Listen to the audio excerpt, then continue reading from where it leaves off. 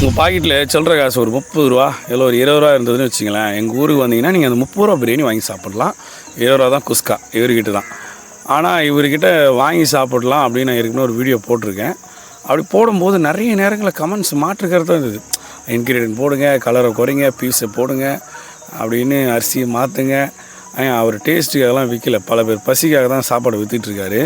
மனுஷன் 7 ரூபாய்க்கு ஆரம்பித்தார் இந்த பிரியாணி கடை. இன்னமும் அந்த பிரியாணி கடை ரன் பண்ணிகிட்டு இருக்காரு 30 ரூபா வரையும். இவர் நினச்சா சிக்கன் விலை குறையும் போது லாபம் கிடைக்கலாம், ஏறும்போது லாபம் இல்லாமல் போகலாம். அரிசி விலை ஏறும் போதும் குறையும் போதும், காய்கறி விலை ஏறும் போதும் குறையும் போதும் பல விஷயம் இருக்குது. பண்ணணும்னு அவசியம் கிடையாது.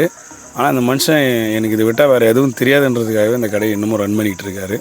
இந்த ரன் பண்ணிகிட்டு இருக்க இந்த கடை ஒரு நாள் இல்லைன்னா ஒரு கிட்டத்தட்ட 40-50 பேராது ஏமாந்து திரும்பி இந்த கடைக்கு வந்து ரிட்டர்ன் போவாங்க. ஏதோ கூலி வேலைங்க செய்கிறவங்களுக்கு ரவுண்ட் தான் சாப்பிடுவாங்கன்னா இதை வாங்கி சாப்பிட்டுட்டு இருக்காங்க. இதுக்காக நீங்கள் பாராட்டலாமே.